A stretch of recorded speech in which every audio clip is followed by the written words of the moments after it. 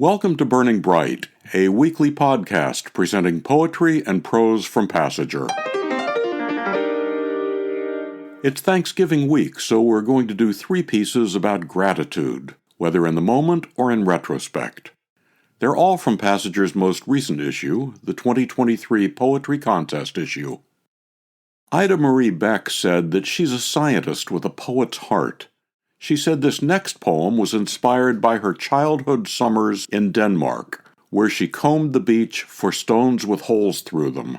She said, "We'd string them and hang them by the front door of our summer house, a 19th century farmhouse on the heath a few miles inland from the North Sea."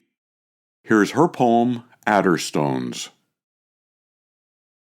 Errant waves licked our footprints as we sifted seaweed and sand, hoping the stones would find us, show us our fortune through rounded holes. We strung them, hung them by the blue front door to greet us and all the familiar faces filling our summer house on the heath, while yellow hammers spun their notes from sunlight in that season where sky was roof and nights were made of blue. Ida Marie Beck's poem, Adderstones. Terry S. Johnson said, "While my beloved began fading away due to end-stage kidney failure, I tried to practice grief through writing," which is, of course, impossible. You have to live it. Here's Terry's poem, Late Winter, Early Spring. I'm keeping a window open, hoping the crisp evening air will cleanse our home. Phantom whiffs of leftover stews, sour sweaters, sad conversations. Birds are returning, or perhaps they've never left. I'm only now hearing their celebrations, their laments. I notice the huge oaks, their budding branches rise like hands in supplication, their coarse bark brushed in bright rose from the sunset's reflection. I'm ready for spring, as my beloved prepares for dying, and so I am preparing too. We can't believe we're at the end of our cycle, our last season together. We're turning a bit cranky, sniping for the first time. It is not beautiful, not forsythia blooming, but we understand. Why does it take impending death to teach the final lesson? Our life together has been a feast. One of us will live on in famine. He's finished his shower. In swoon of aftershave, I kiss his smooth face, revel in his flesh. Late Winter, Early Spring, Terry S. Johnson.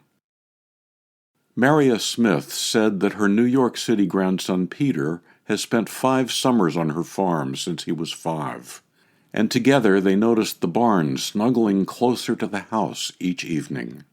She said, "Some pronounced this an optical illusion, but Peter and I knew. When he asked me if anyone besides Shakespeare wrote sonnets, I wrote this sonnet for him, to the barn we both love." Here's Sonnet to the Barn at Dusk. Before night falls, the barn moves nearer to the house, the worn boards now somehow warmer, taking on a deeper red. Look, just shy of evening, the barn nestles up real close, as the sun shows off some colors before slipping off to bed. Why the barn moves closer we do not know for sure. The barn might be seeking comfort against the coming dark, or perhaps it's comforting the house. Don't worry, I'm not far. But maybe, for barn and house alike, a nearby friend gives heart.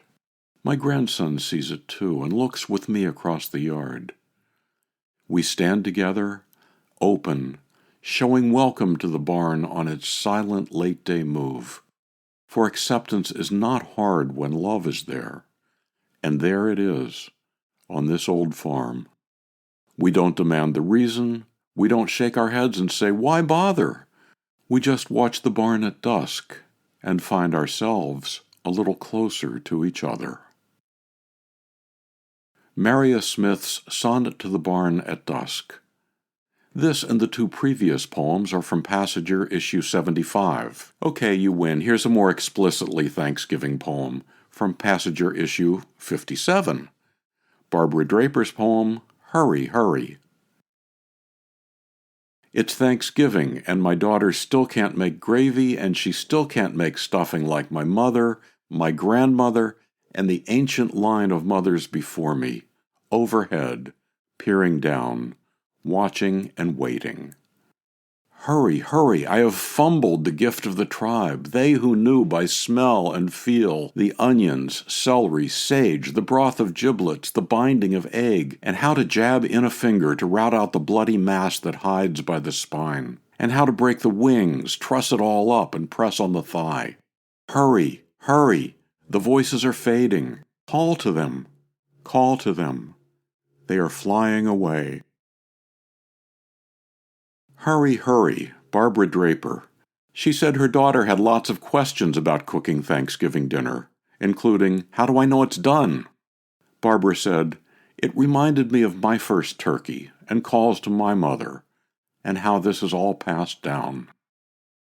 To subscribe to or learn more about Passager and its commitment to writers over 50, go to PassagerBooks.com. You can download Burning Bright from Spotify, Apple and Google Podcasts, and various other podcast apps. For Kendra, Mary, Christine, Roseanne, and the rest of the Passager staff, I'm John Shore.